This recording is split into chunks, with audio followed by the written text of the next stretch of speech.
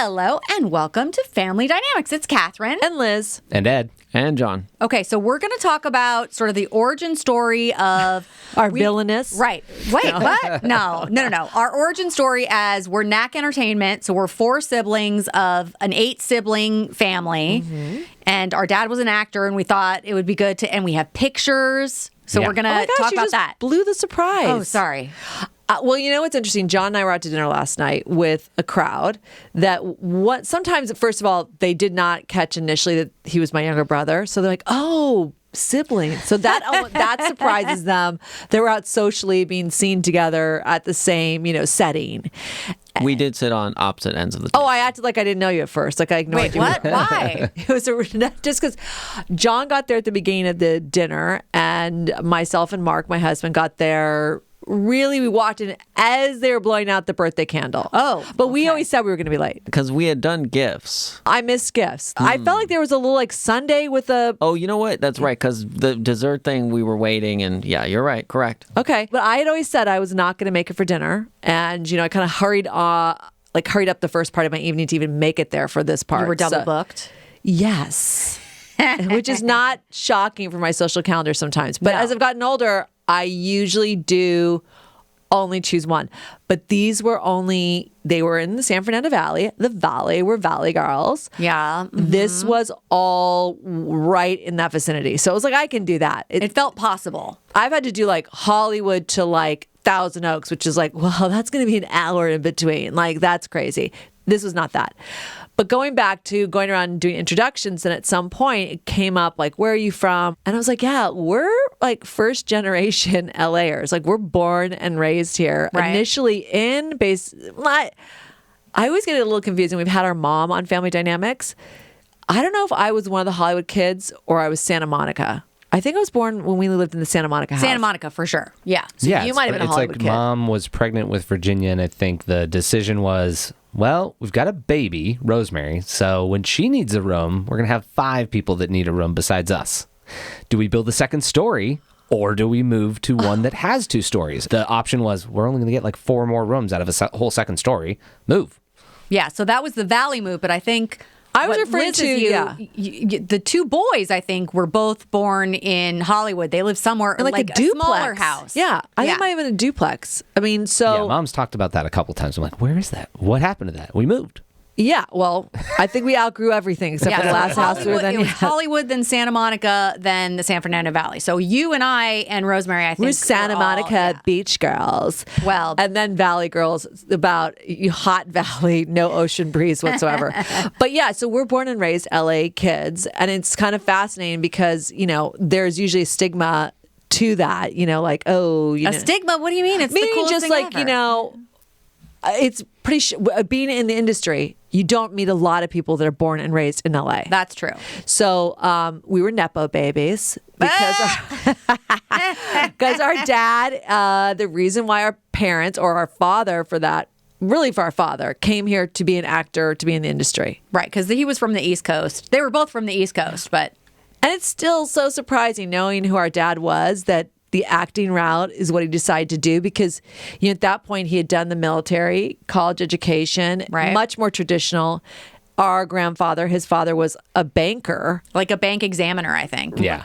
Oh, a bank examiner. Yeah, he traveled around and his dad's old saying, because we had a relative, I'm not going to say which relative, she was working as a teller at one bank and really seemed like this is my life. And my dad said to her, very sage advice. Is it sage? Sage. Is it the herb? Why is it the herb sage? It's both. They're both sage. A sage advice and sage plant. So okay, so he gave her good advice, and it was herbal in context. No, I don't know. He basically said to her, hey, there's a really big difference if you work on one side of the bank versus the other. And you basically are never going to get to the other side of the bank unless you have a college education or some further education. And he knew that because of his father.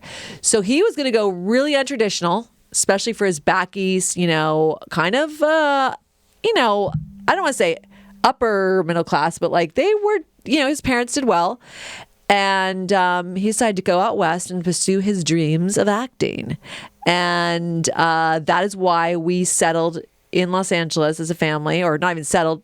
We were born. Right. We were created. That's how we ended up that our parents were here. Yeah. Well, they met doing a play together. Listen, my dad was no dum-dum.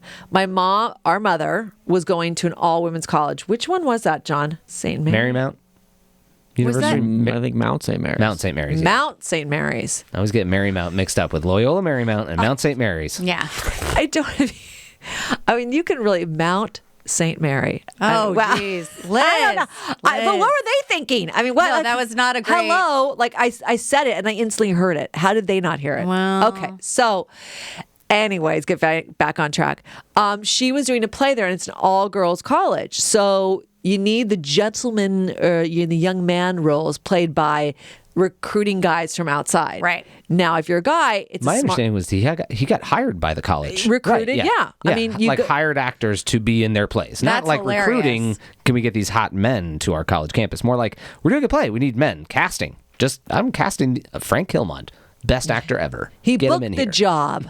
There you so that is how they met. Now, he had been out here, I think, a few years before that. Mm-hmm. And why he did a play back east called Blue Denim. And it was well received, well reviewed. I think Blue Denim, they actually did at the Pasadena Playhouse. I which think is a it big came deal. here, Oh, and is that's why that? it came here. Okay. Yeah, I think originally, and I went to what's called Samuel French, which is a bookstore that is all the plays, and in the front of them, it's usually the original cast. And I think I found a Blue Denim, and it lists him as one of the original cast members. Really? Yeah. That's cool. Yes, I'm like, is that Where is accurate, that? or am I embellishing this whole thing? You could be. Hopefully not. It feels accurate. It feels accurate, yes. Samuel French, God, I don't know if the Samuel French even exists anymore. Because you used to have to go there, like if you're going to do a monologue in class or a scene, you have to go there. This is like pre-Starbucks days, like just bring water. You're going to be in there forever trying to figure out like what scene you're going to do for class. Oh, I mean, it was so arduous. Because I don't want to really age me, but I think it was even pre-internet. Oh, yeah. So For sure. So and then some theater schools were such jerks they would not allow you to do a scene from a movie. It had to be a play. For sure. Oh gosh. So yes, I think going back to theater and plays, Dad did a production of Blue Denim. It was well received on the East Coast, and it came here because a lot of theaters in Los Angeles will do their season, and it will be a play that was, at another back east playhouse That got established somewhere else. Yep, Yeah. and then it will come here. So that I think was the reason that brought him here, and then he wanted to stay and try to make a career of it. I mean, one of the first things we really knew he booked that was like we understood it because he always worked. Was the movie. Do you want to bring up the still? What do we have first, Ed? The first image that we got is him in Psycho as In Bob Psycho. Summerfield. Bob Summerfield. Yes. So I mean, that's Alfred Hitchcock Psycho, which is pretty astonishing. He's got a Yeah. cute little scene. Yes. He works at, is it a drugstore or a hardware Yeah. store? Hardware store. And the main detective character comes in and wants to talk to, not him, not his character. He's just like, he's working at the register or whatever. And he has a funny little scene where they're like, Bob, why don't you go take your lunch. And they're basically like, get out of here. And then he's like, oh, okay. He looks so Bob, young why now. don't you go take your lunch? Oh, that's okay. I brought it with me today. Go eat it somewhere, Yes. Bob. Yeah, get out of here. Now, what I remember, because Alfred Hitchcock, he was notorious, or he would usually appear somewhere in the movie. Yeah, a cameo. A cameo in the background. I don't ever think speaking roles, but somewhere you could spot him. And I think it is rumored that Psycho, because there's a big storefront window, Alfred Hitchcock walks in the front of this scene. So it's a well-known scene because of that reason. Oh, I don't know that. That's probable. It might be another one of my embellishments. I don't know, but I did have to look up my embellishment and found out it was not accurate. I thought the old lady at the beginning of this scene who's trying to buy rat poison was related to Hitchcock. No, just an old actress that had been in other Hitchcock stuff. So it was like I had conflated, like he was in the scene, this old lady, is that his mom? It should be. Why aren't you hiring your mom, dude? We're you really should be. nailing this Alfred Hitchcock history. Oh my God. So, I mean, for him to book a movie of that caliber, because that, in the sense of horror and genre, also changed the movie industry completely. Because Alfred Hitchcock insisted upon movie times. It's crazy to think, but you used to be able to buy a ticket. The movies would just play on Like on a loop. On a loop. And people bizarrely would just go and be like, oh, it's the middle of the movie. I really don't know what's going on. I'll just stay throughout, catch back up, and then leave when I came, leave basically where I saw the movie starting. What? Yeah, it seems crazy. So because of the way the suspense was going to build up, he insisted upon movie theaters selling basically set times, and you had to buy a ticket for that set time and come to the movie theater, and there was no coming in late. Yeah, and there was also like close the doors. Right. He's the originator of the no spoilers. Oh yeah, Yes. for sure. Also, It was also the type of horror that, psychological, it was a huge phenomenon. In today's terms, it's like the blockbuster. yeah. So for him to even have a little role pretty much set him up for years to get gigs. I think, like we said, in all of our, years of knowing Dad as an actor, maybe 2 years he didn't get, Something. Yeah. meet the qualifications for union benefits. Right. That didn't mean he didn't work. It just meant like he didn't work enough. And it might even been the years that there was like strikes going on. So it's like, okay. So he does Psycho, and it's like, we were not allowed to watch that movie. Oh yeah, I didn't realize he was in Psycho until way into my teens. I had no idea. Plus, it was really hard to see. Like you couldn't just stream it somewhere or whatever. So it Yeah, wasn't it'd have to be like a screening of it or something special. But also we had more exposure to Psycho from the book. There's like an entire book that's like every single frame and the entire story. And you're like, well, don't read it. It's scary. It's about murder. But look at Dad's picture on page 87. No, trust me, if Mom, a summer day where she's not paying attention, we were like, every single page looking at it. It's like, what else are we supposed to do? We were allowed to have the TV on. So it's like, okay. And then they did a remake of it. And I think it's so funny because Flea from the Red Hot Chili Peppers played his role. That is hilarious. Yeah. So, Bob Summerfield, 0 degrees of separation between us and Flea, basically. Oh, wow. Cool. Yeah. So, and I think he did a little more of a dramatic read than Dad's subtle performance. If I just may connect one more dot. Yes. That means we're very, very close to Point Break. Point Break? Oh my! What? I Because know. Anthony Kiedis and Flea are in Point Break as well. Anthony Kiedis gets his foot shot off at some point. It's pretty good. Wow. All I Okay. know is that For sure. Dad could have done that. Psycho, Point Break. Totally makes sense. There you go. So then Dad, that was a way to launch his career in Los Angeles and make him very legitimate. And he really was, what's called like a journeyman, where he was never a leading man, and usually was at film and television, then mostly television and commercials through most of our childhood. Yeah. Yeah, he had like a lot of people back home to deal with. He couldn't be going on a movie set all day. Yeah. He would 100% would have. Are you delusional? I'm sure he would have Yeah. tried. Bye. I don't know that Mom would have let him. And I there are think a she would couple- have too. I know his IMDb pretty well. There's a couple that are in there that are like, you guys were married. Did you go to the red carpet? Mom's like, I'm not into that. Oh, lady. No stories at all. Fine, Mom. I wonder if there Lame. was. Yeah. This had a red carpet for sure. But it was before they met. It was from 1960. He wasn't on her radar. She wasn't on his radar. Well, what is next? Where did he go from here? We got well, that's what I'm talking about. television. This is the Munsters. Yeah. So he became a journeyman in the sense of booking gigs. Well, yeah, and a character actor. You could see this little funny face that he's making. We've got Grandpa Munster and Herman Munster. I think it was just one episode. He's like a bellhop at a hotel or something, Yeah, right? I've watched it. The Munsters rent out their house to a cool hip band.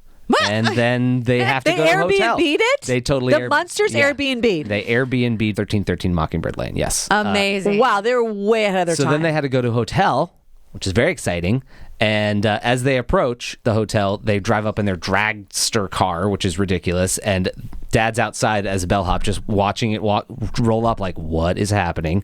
The Munsters get out, which is beyond ridiculous. It's Herman Munster's like 6-inch giant boots. Oh, sure. They zoom in on that and they're like, what is that? You just have Dad's reaction to this face. He drops this crazy heavy suitcase. Dad goes and tries to pick it up. Can't really quite pick he's it up. mugging for the camera. Yeah. Nice. Okay. So then they finally get up to the room, and it's the classic grease my palm, man. He's Tip. trying to He wants a to tip. Oh. catch the correct energy for these guys, and they're hippie, so they must be hip. So I must say something hip to get a tip. Grease my palm turns into He thought they were hippies? not hippies, but like hipster in the 60s, 70s, like They're, beatnik, dressed in black. They got makeup on. There's something We don't going know on. what's happening, but let me shoot my shot. Grease my palm, man. Grandpa, okay, magic's grease into his hand. Oh, and no. Dad is backing out, going, I think I got that wrong. I now want to watch the episode, It's but I pretty almost good. don't need to, Ed, because you really Yeah. did a whole Scene by scene play-by-play. breakdown. You're welcome. That was a Wow, good thanks, recap. Ed. So, this is an example of him just basically working. And I know he did a lot of shows like that where it was like one-off bits, little part- characters from the 50s, 60s, and towards the 70s, but not as much in the 70s. 50s? Yeah. There's a couple things in the 50s, like 57, 58, 59. Wow. All those, he is wearing a uniform. Every single thing for the first 5 years after the Navy, that's the only roles he gets. Well, he was that I in, could find. what was it called? Emerald Gantry or what's Elmer Gantry. Elmer Elmer Gantry. Gantry. And I Yeah. guess that's considered like a Classic. classic. Oh, that's a classic movie. Yeah. Yeah, But okay. what's the, Ed, you probably do know, what was the military show that he was on? It's more like he had small parts in longer features or documentaries or like a weird hour-long show of like Navy Log, 7,000 episodes of okay. actors showing World War II stuff in the 60s. That's not that long ago, but okay. So there's a couple like Navy Log, and there's one really famous one, The Honeymoon Machine, where he's a naval officer, and the gimmick is this ship is parked off the coast of, what are those, like, Italian rich gambling islands? I can't think The of it. Maldives? Yeah, something like that. Or where, Okay, where wow, I someplace just pulled Maldives out where of nowhere. they've parked. They're not really supposed to be going on shore and having a shore leave, but they've figured out that the new computer on the ship can game the roulette table. What? So they're signaling each other. Dad is one of the officers who's like in another hotel room going like, we think someone on the ship is using the computer to signal on the shore. They're trying to like, do some military stuff. No, they're just trying to fake gambling. Oh. And he's got a couple of really good scenes where he's like, he's the guy, he's got a couple lines, but he's not the main person in that scene. But a lot of military stuff right at the top. And then he, gets into some theater, and you see Mom, and then it's a little bit more like family-oriented TV shows. Like there's a Patty Duke 2-episode run, and there's My Three Sons. I think he's on 2 episodes. Oh, wow. Cool. I am not surprised he did military things because he had been, and we're talking in past tense because our father has passed away, and now it's been 30 years, or more. Yeah, so. Is that right? Oh, wow. Yes, That's crazy. No. Over 30 years. Yes. Ugh. Okay, so. Wow. We're in past tense for that reason, just so, and we can't check some of these facts. So we're basing it on our own personal knowledge. So then, at some point he must have met Mom, got settled down in Hollywood and started having kids. What, do you guys bring up the next slide? Because I don't know where. Yeah, the next thing is like I think he was. there's some famous commercials that he did, like right. a early 70s Mustang commercial. Some of us were born at that point, and he's well on to his marriage with Mom, but here he is as a single dude trying to figure out how to not get the girl taken away from him. He looked good in this one. Yeah, it was a too. cute ad. I like the premise of it, that he's like kind of nerdy in the beginning. He's on the beach and he gets sand kicked in his face by some, jerky But a guy. Mustang will fix that. Just buy a Mustang and you won't be a nerd anymore. Well, that is true, isn't it? in that this- is a cool car. Look at that In this car. commercial, it absolutely was true. It happened. Well, he also does a whole little workout thing. You see him eat a protein shake. Yeah. And he goes Eat a from protein shake, whatever. drink. Well, he makes it. He makes it, Yeah. and then he just makes a face, so you're not really sure what happened with that. But he starts off like kind of slovenly, and then when he gets the Mustang, he fully upgrades his outfit and style.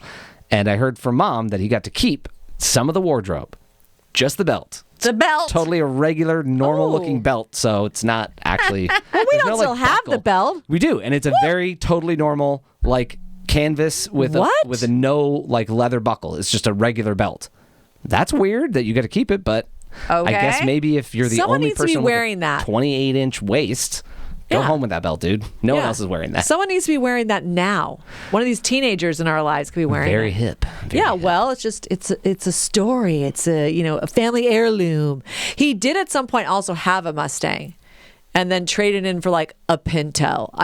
Wow, miscalculation. But Yeah. that's, and that is considered kind of a classic, iconic commercial because it was the launch of the convertible Mustang. So you can put it up. I put it up on my social, and you just tag Mustang, and then there's a lot of people that just watch it or look at it because of the Mustang tag and the history of it. Yeah. It's a great old commercial. Yeah. Do we want to go to the next slide? Yeah. Yeah. So Oh, just a hip dude, just a chill. And smoking, how un-PC, Father. I know. He was a smoker, though. isn't that I weird, mean, he though? was and Mom was, and yeah. Mom and Dad were both smokers. Like, because you didn't know it was unhealthy for you. That's what you do. Yeah, he actually go. told me that he started smoking because he was in a play and they were playing poker and they were smoking as part of the scene. And that's how he ended up becoming a smoker. I was like, oh, okay. I don't remember him being a smoker, so...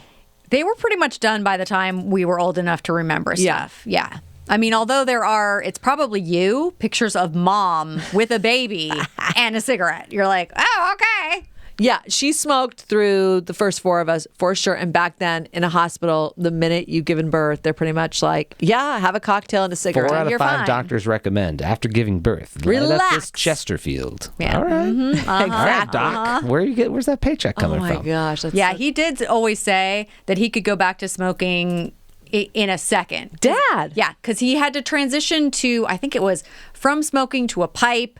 And then A pipe? Yeah, he did a pipe for a little bit. I mean, I don't remember this, but I asked him about it. So Okay. I have recollections of him sharing stories about it. And then he transitioned to, I think, gum, just regular gum, Yeah. just regular. I'm just going to chew gum.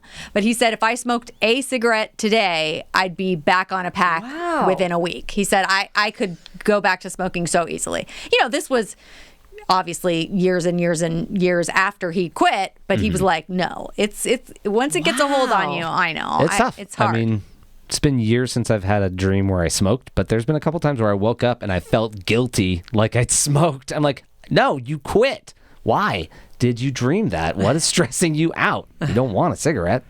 No, I don't. No. But occasionally I will be near someone who's smoking and an unlit cigarette that tobacco actually it's got a good, like, natural smell to it. Mm-hmm. Not the burnt stuff and definitely not the way people smell after they smoke. Yeah. So. Yeah, there are candles today that are tobacco scented, not cigarette scented, tobacco. Yeah. Oh, that's interesting. Yeah. I think that's the delineation between the two. Yeah, Yeah. didn't Gwyneth Paltrow come up with a That was a vagina ashtray? candle. Oh, what? sorry. Oh my god. sorry, guys, but yeah, that was not in the smoking category, or it could be people. Yeah.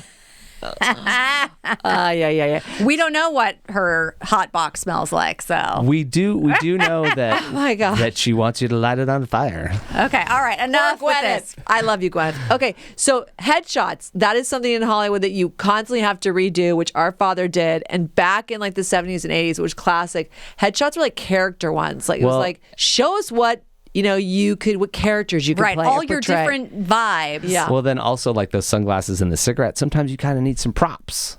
And if you my got God. small children, kind of a maybe you glare on use there. the props. Yeah, sorry about the glare on there, but you can see, oh my gosh, which kid is that? I wonder. I feel like that's Virginia, actually. That looks like our sister Virginia.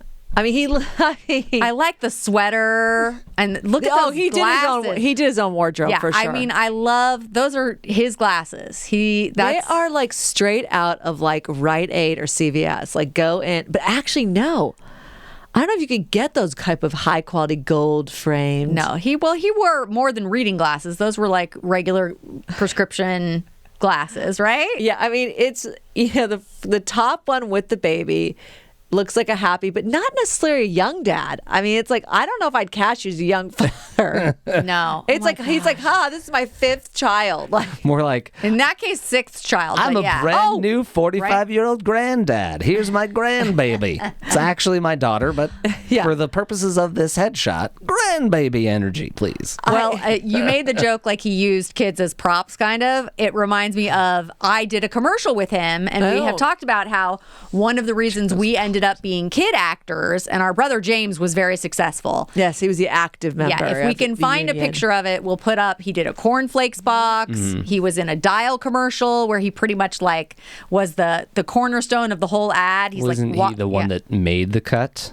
in The Man Who Fell to Earth? Yes, yes. Exactly. There's that whole story where he and I were both cast to be David Bowie's alien children. God, how amazing. And then I didn't like having the contacts put in my eyes, and so there was a whole hullabaloo that I think maybe right now I'm just connecting that they weren't giving you like cat slit weird alien eyes. Maybe they're just giving you two different colors like David Bowie, so you look like his actual children. Oh yeah, no, they were trying to do cat. I know, but they should have just done you got one weird bright red eye and then a normal eye. That's David Bowie's kid, 100%. Look at those eyes. No, they weren't supposed to be his human children, Eddie. It was to be alien. He's an alien children. He already had dichromatic eyes to begin with. That's the point that I'm making. His eyes were not the same color. Got if you just matched them. Yeah. So Dad, for sure, as part of his auditioning process, particularly for commercials, was like, this is pre, Home Alone kid, where now didn't matter where you lived, you came in for pilot season. This was the 70s and 80s. so it was like local kids. A lot of the 80s, yes. Yeah. So he it was well known that he had a bunch of kids. So they would, if they needed a kid, he would suggest, oh, well, I have, what age do you need? I probably got one of those. Your old daughter, eh? So I don't know if that's exactly how we did an Aunt Jemima commercial together. And I think that is what happened. He would take us on auditions, just regular kid auditions, but then he would piggyback us on his stuff if he could. So I think he had an audition for this Aunt Jemima ad. And then he was like, oh, I have a daughter. I must have been 6 or 7. Yeah. And they were like, great. And so I came in and I guess was fine or whatever.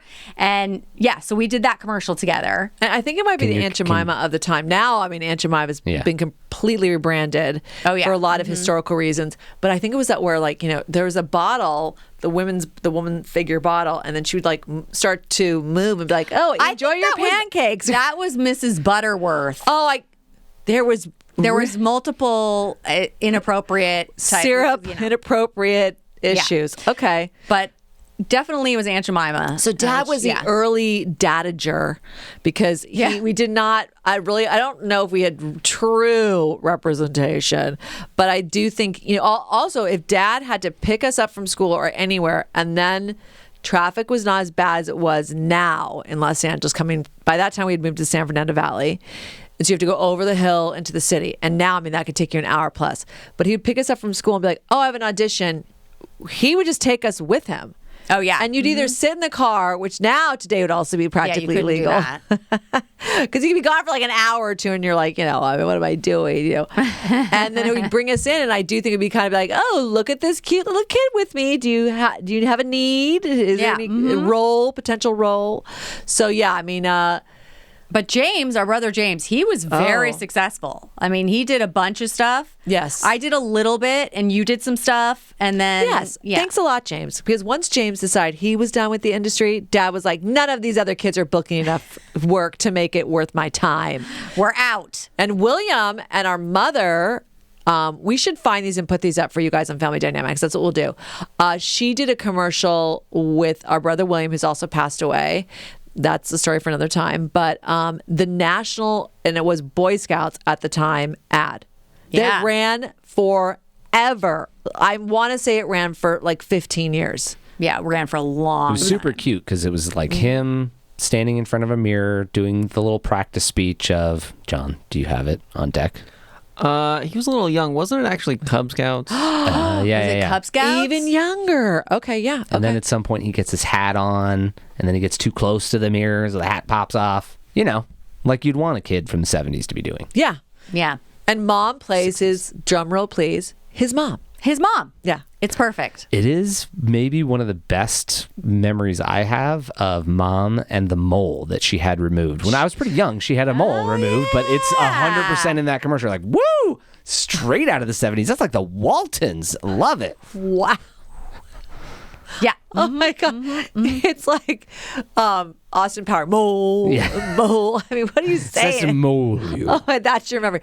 I remember Mom, because I got into acting as a young adult and into my adulthood. She was very good. And mom could have had a little career if she pursued it, but Yeah. I think was distracted by having 8 children. So Yeah, that could have been it. Yeah, that could have been took it. over her life. There's to a some lot degree. of other performances that needed. Yes, exactly. And I mean, I just got to say before we moved on to the next slide, I mean, his facial expressions, like you're like, these were the 3 that you chose. And obviously Facetune did not exist. So these are really him. And it's like, these are the expressions you chose. Like, It's amazing. you know, oh, As one of his children, that's not that far off from my experience. You're either mildly irritated with me, full on goofball mode, or just I don't know. Bewildered. Serious business stuff. I can't handle. I mean, what's in his pocket? I mean, it's like dragging down the one with the. I mean, I do remember him always coming in, and these are Oh, black those are his and white. glasses. They're like 5-pound glasses. Look at those things. That's a I tip of a glasses coming out. Yeah, I do remember he would come in and be like, "What do you think?" And you know, you're like, "Okay, great." And now looking at them, you're like, they're black and white. God, he had a very full head of hair always. Yeah, he did. He had a really thick, full head of hair. That was you really couldn't do much more styling than that, but it was a lot of hair. Yeah. I don't think he would have ever gone bald. I don't think so. I do got to say, those are some sick collars. They are amazing. God, I mean, they're almost down to like his. Well, because I am actually wearing say. one of Dad's shirts. Oh yeah, I did recognize it. This pattern. But you look at this collar. That's Is more not. 80s, That is yeah. like that is the 80s. Yeah, that's style. 80s. And he may have worn this straight on through to the 90s. I mean, thank Oh, yeah. God you have a T-shirt on underneath it because it is like thin. Thin. He apparently never changed his weight from like under 160. Well, I'm gonna aim for that someday, my man. He did like to wear an undershirt too. It's true. So the He had enough thinness, room for an maybe. undershirt under this. Then this was also kind of loose. It's unbuttoned for me.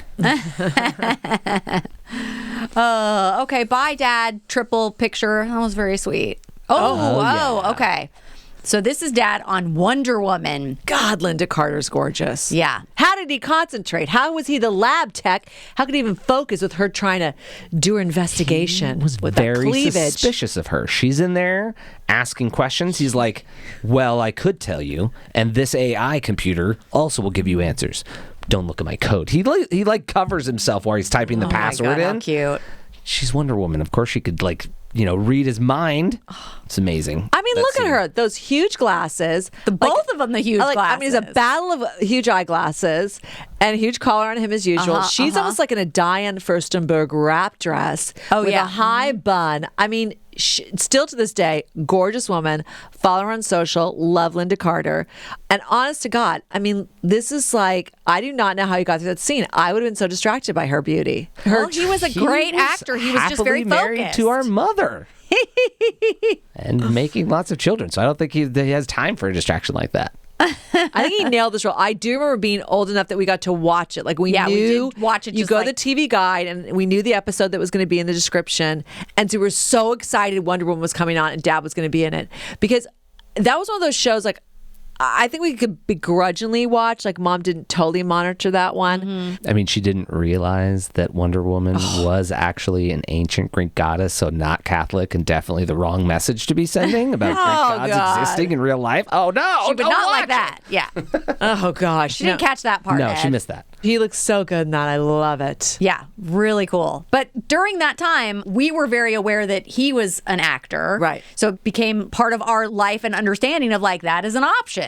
So for sure, I was interested in acting, not when I was little, but then as I got into high school and doing plays in high school, you as well, and then thought, oh yeah, I'm going to pursue this. I'm interested in writing and directing and acting and all that. And it was kind of during this time. Well, and also he wasn't just a one note kind of guy. He did a lot of different stuff, so it kind of like tracked as you saw him do this. You're like, well, it's not the only thing though. Like I can keep pursuing this, but also build up another skill set as an editor or as a salesperson or as a chef somewhere. It was later in life where this acting was practically his only gig, right? Right. And we'll get to that. But, that's one of the things I'll say now, even as a mother to my son. I'm like, go all in. Go for the one thing you want to do. I know for him with that many kids, it was more like, I got to have a couple gigs to support this craziness. But that was not a message that we got as young adults pursuing our careers. And it's almost like, honestly, it's like, I wish Dad had been like, just go for acting. Yeah. Don't try anything else. Just do that.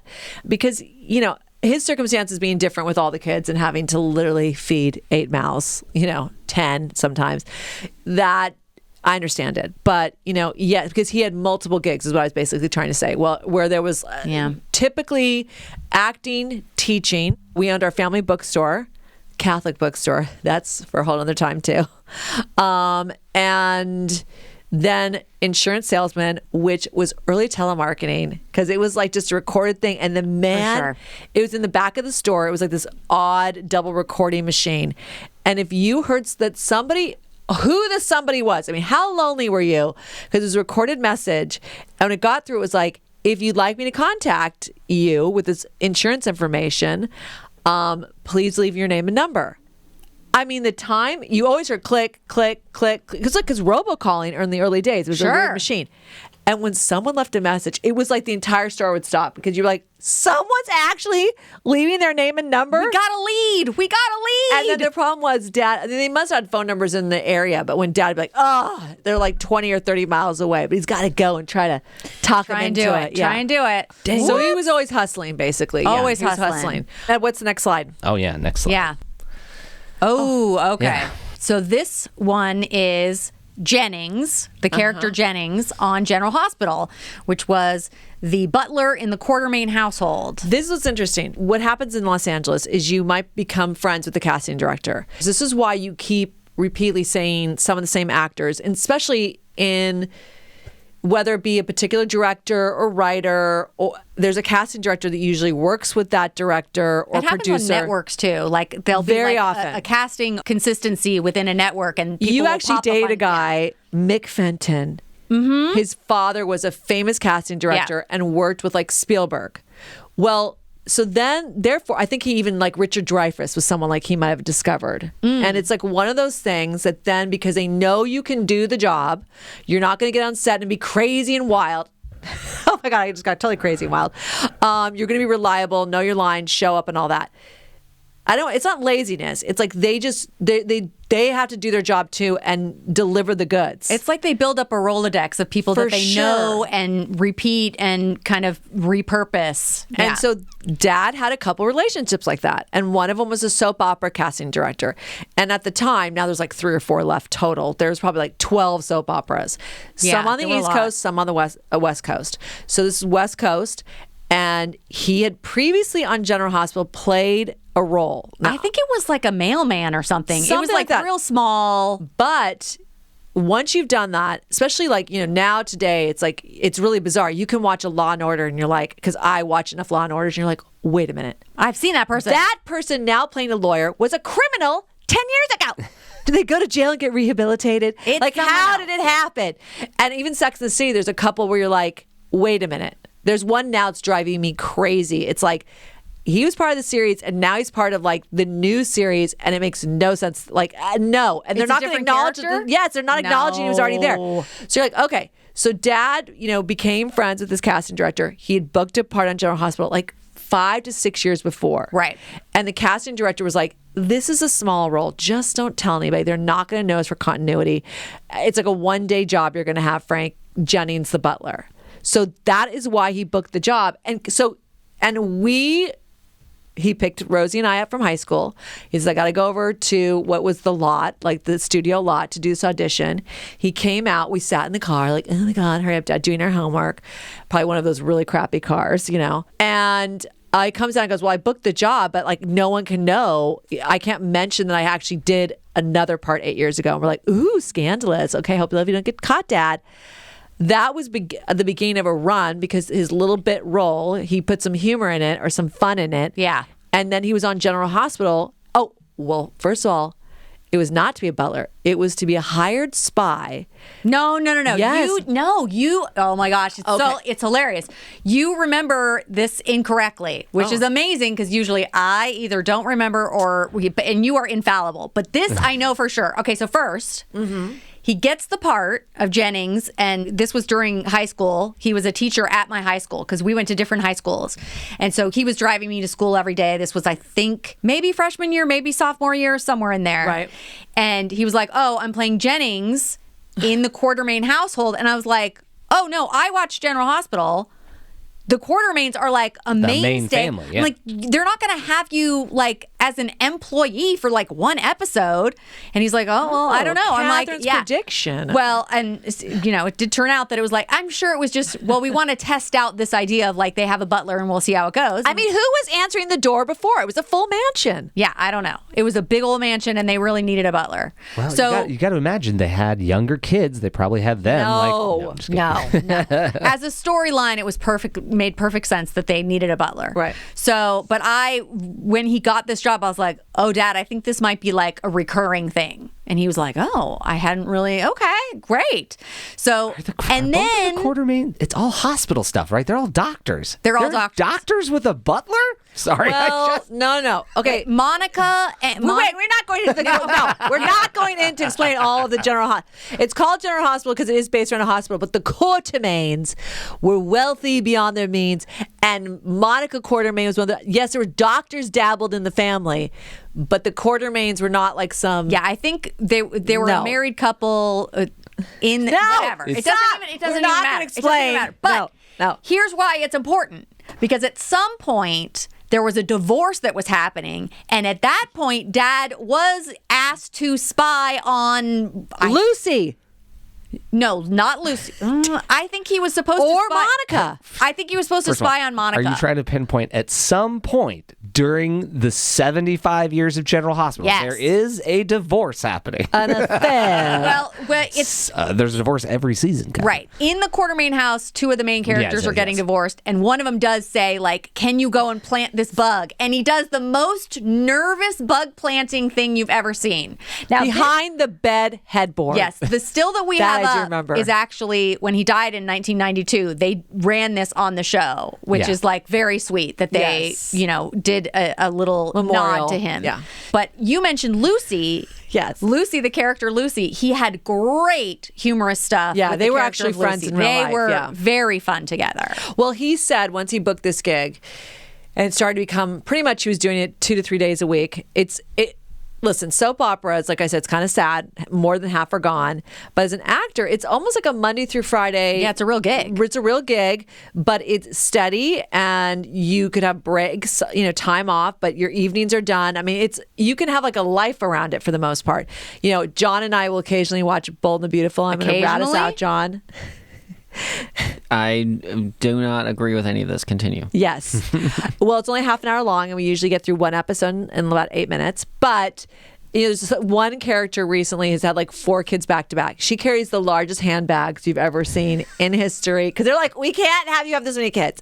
So it was always a really. Oh, you mean to like camouflage your Oh belly? yeah, it's like walking inside like every or a really big blazer, like it's just crazy, and because in real Constantly life, she's holding bowls of popcorn. Like, that's a very large bucket of popcorn. Like, I'm going to the movies. Leave me alone. I'm She behind is the for counter and you can just see my head. all those things have happened. Like behind the counter, walking in with a plate of food, like angled down, like it's about to fall. Like they've done all the tricks. But I really did think Dad came in as the spy and then turned in for some bizarre reason, dumped his spy career and decided just to be the butler. So maybe it was butler to spy back to butler for like 10 years. Yeah, I don't know if this is official, but supposedly, right, hired as a gardener by the family and then promoted by Monica to butler. Wow. You know what? Ed, go back to his headshot right now. That before. Hold on. That lower picture is what got him the job. This one, he's a gardener. He was gardening. I think that is some kind of gardening implement in his hand right there. That is why I booked the gig. See, that's what I miss. These character headshots that don't exist today. Or do they? What's coming next? So watching our dad do this all of our childhood, about half of us caught the industry bug. Oh, for sure. That's what happened. And James, the one that was the most successful in childhood, is now like in the legal world, has nothing to do with it. He does not have the Hollywood bug at all. No. And so the 4 of us, it's really out of the 8 kids, there was 5 of us because our brother William had passed away, was also... He was pursuing acting. When he died, yeah. Pretty aggressively. That was his passion. That's what he wanted to do. And he passed away. So it's the 4 of us that are in the industry, and the other 3 are not, although our sister, so our brother-in-law, is an actor. Right. Kirk Fogg. So, that is one of those things. Like, so she's still sort of industry adjacent. Yes. There you go. Okay. So, Ed, what was the next slide? I'm a little afraid what came up next. It's not the next to next one, which is embarrassing. It's somebody else's embarrassment. Oh, okay. Okay. Right here. James. Right here. Can you see Kathy not blocking? Yeah, I hope not.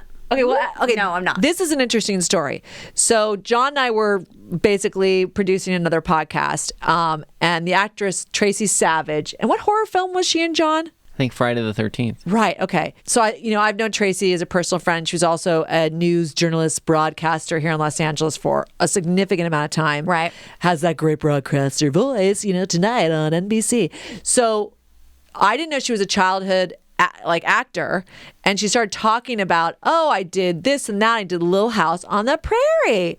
I said, our brother did too. Now I thought James did more episodes and had like a real arc because I knew he was one of the school, yard children. It's like, I mean, why didn't you just use the same kids? It was only like 12 kids in this little clapboard, wood building. So, and she goes, and she showed a picture on her website. And I go, Tracy, that is our brother Right there. right standing next to you, learning a lesson Right. from the 'cause teacher. This is Tracy right here, right? Yeah. The tall girl, like I said, from the teachers, obviously dispelling some knowledge and lessons. Of course. And it's all different age. Well, I always found fascinating the Little House on the Prairie, the schoolhouse.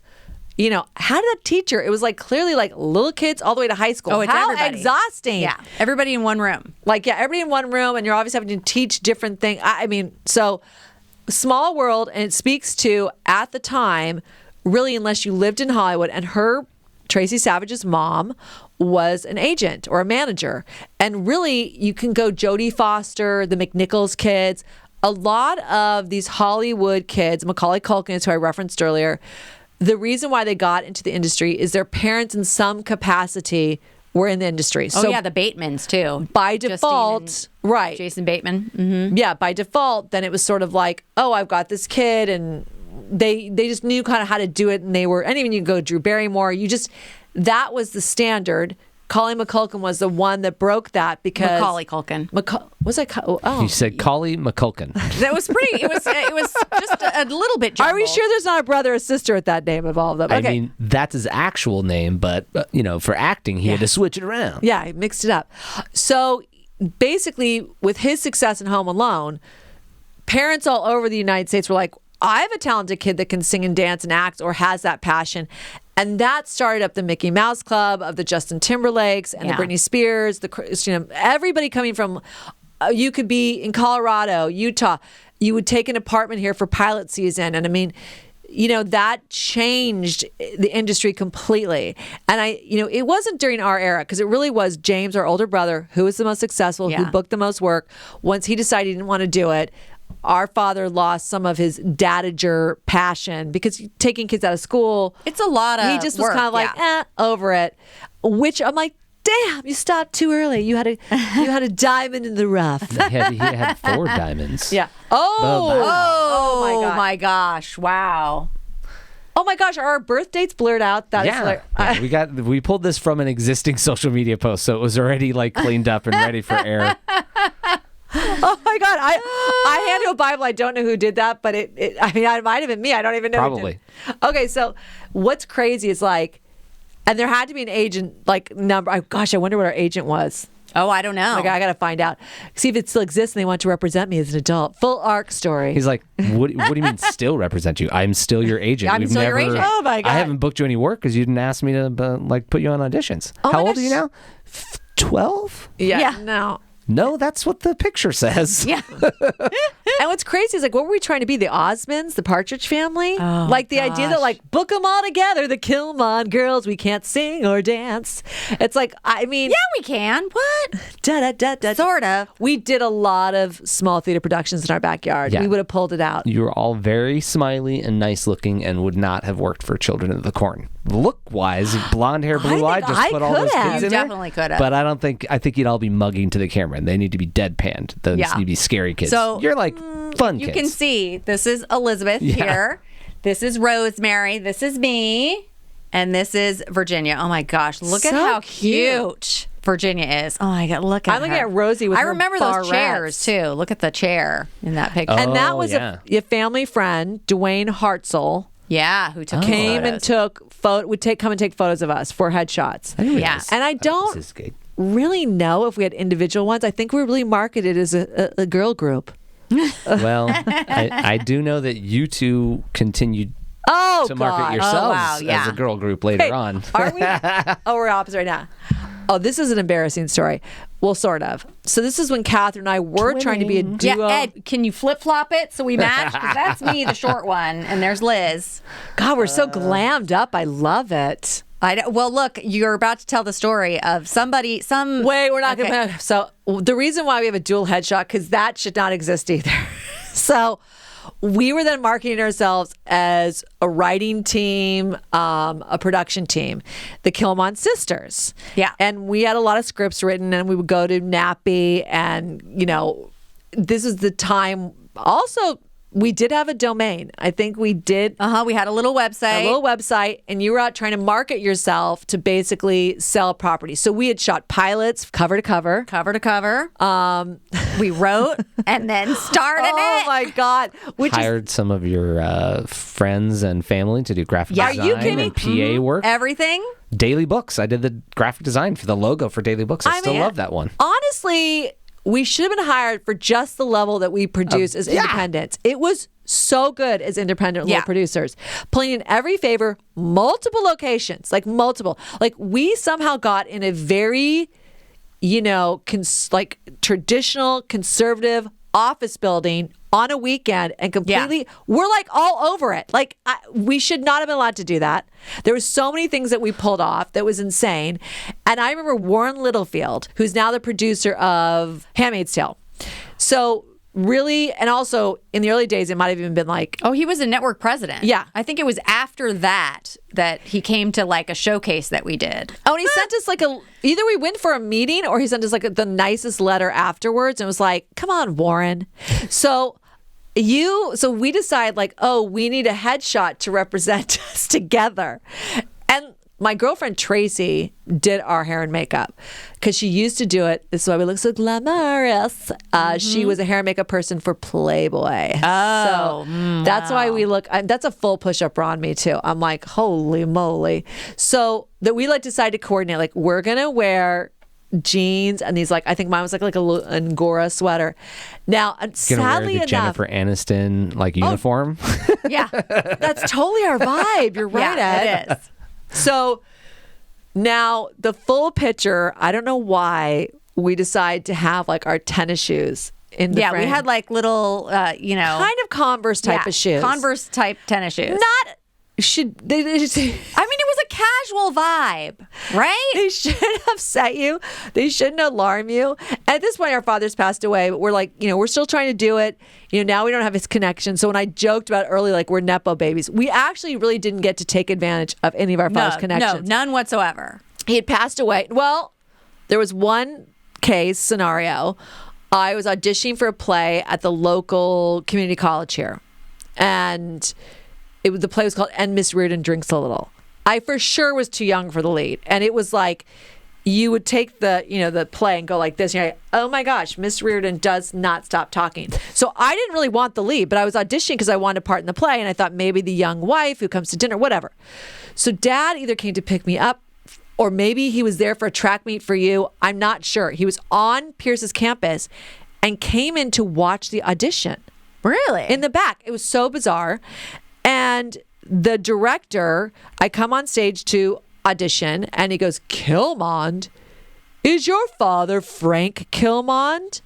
And I go, yes. And then Dad goes, hello? And they all knew each other from a theater troupe here in Los Angeles. What? Yeah. That's amazing. So I got the lead. I almost was like, I don't know if I want the lead, Dad. It was such a weird, crazy role. But so that was probably my only true Nepo moment with Dad, which was more, I bit off way more than I can chew, but I pulled it off. I remember seeing that play. Woo! It was there are really moments I'm like, I am not, you know what? Why was I thinking? Of course I could have pulled it off. I don't shut the fuck up now. I mean, that is true. Notice how no one said anything to debate me on that? Nope. No arguments here. Oh my God. It is a little different was- if somebody's trying to put words in your mouth versus like you get to say whatever you want. But / Liz doesn't even need to talk. She can just emote through her performance as the Grinch. Oh, yes. No lines, just all movement. Yeah. So, I mean, it's true. We did a lot of theater. Yes. Some of us college, high school. Then I had a theater troupe in Los Angeles. There's more drama backstage than there was on stage most nights. And then I've done a lot of other theater productions, and we you shot had a theater pilots. company. Yeah. Mhm. We write stuff. So this was one of our. Oh Yeah. Gosh, I mean, there is some. Listen. We've never given up. It's gonna happen. Yeah. But I don't think this headshot's gonna be the reason why it happens, because if you pan down, which you can't do, because when I post this online, I purposely cut off our shoes because I was so mortified.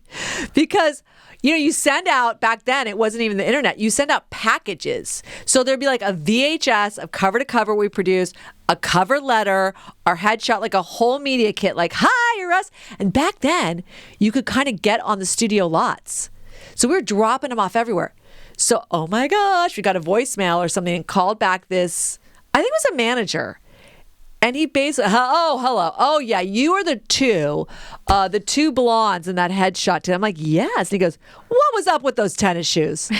He goes, I mean, why would you choose that? He went on for 5 minutes how we'd made a horrible decision to have our feet in the headshot, that they were tennis shoes, and they look like clown shoes. I was like, okay, is there any, like, did you literally just call me to berate my shoe choice in this headshot? And the answer was yes. I do have Yeah. to say, from memory, it's not like a total fisheye lens where the bottom of the frame and your feet Our are a feet do little look bit big. closer, but they're a little bit like clowny big.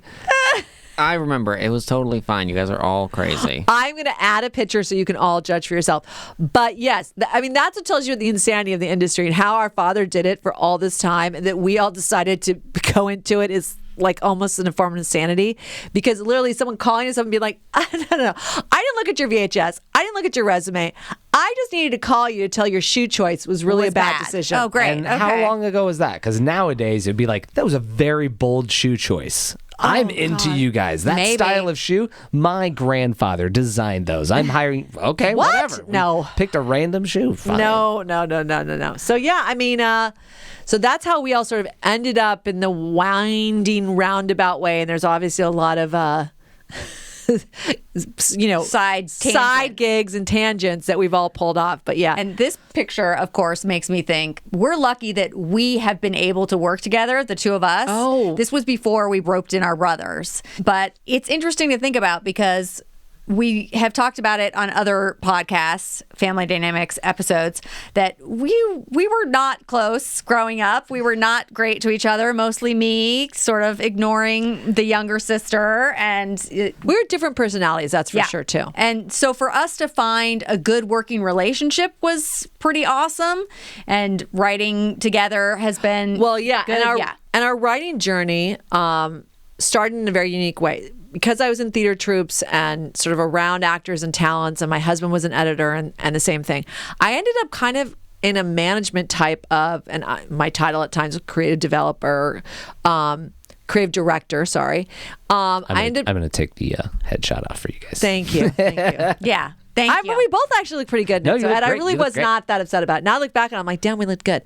So, so I ended up sort of, quote unquote, managing talent for well over like 10 or 15 years. So tangential, I was always involved in the industry and always doing things. And like if and producing stuff. if a theater thing came up.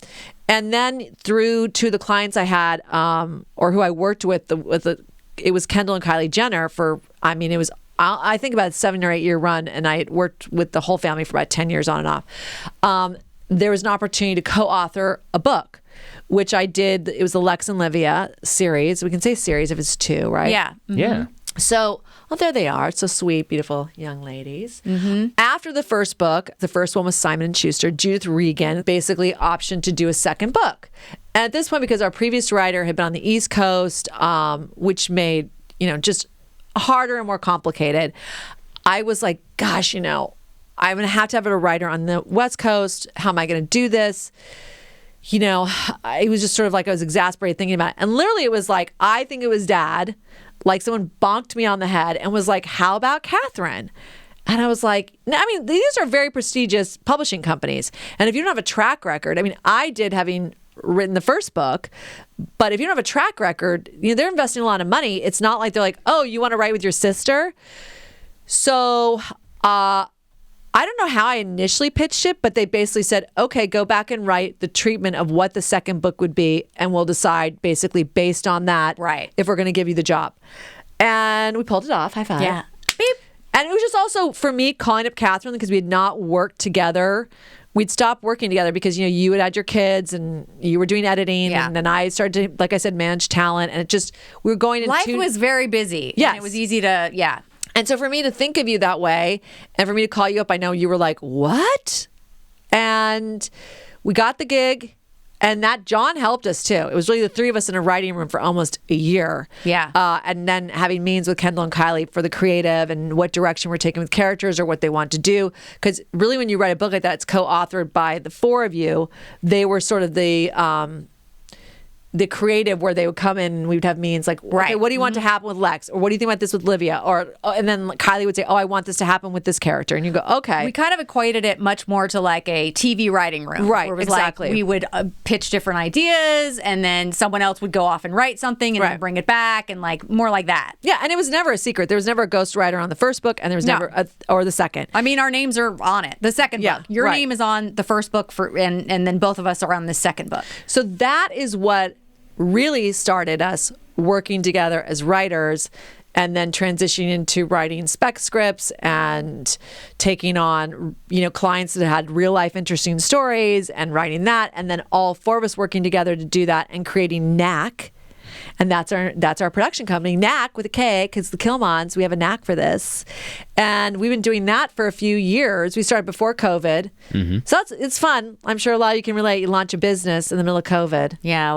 Yeah. Well, didn't you have a dream that like Dad said, you know? Well, okay, to wrap this up. So we had a family business, was a bookstore. And when Dad passed away, it was the busiest time of year, which was like Easter, spring, because it was a Catholic bookstore. So you had confirmation, Mother's Day, First Communions, all this stuff. So people were coming in for tons of stuff. And our father passed away a few years before. And by default, I ended up stepping in and running the store. I mean, that alone is such a long, arduous story. So basically, we end up closing the store just because at a certain point, I'm like, I'm the only family member running it. No one else is ever going to step in. This is the one I want to do with my life. Yeah, no. You know, no. And I mean, there were very interesting characters that came into the store, and there were really days you're like, wow, that was a very taxing day, because you almost, by default, you were like a therapist some days, you know. Yeah.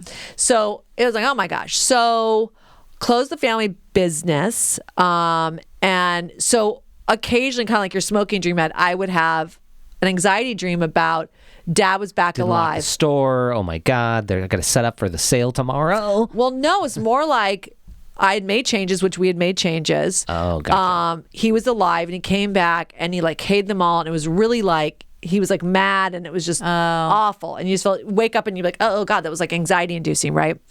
So, and that literally I would have that dream like every few months or like a few times a year for whatever reason, okay? Yeah.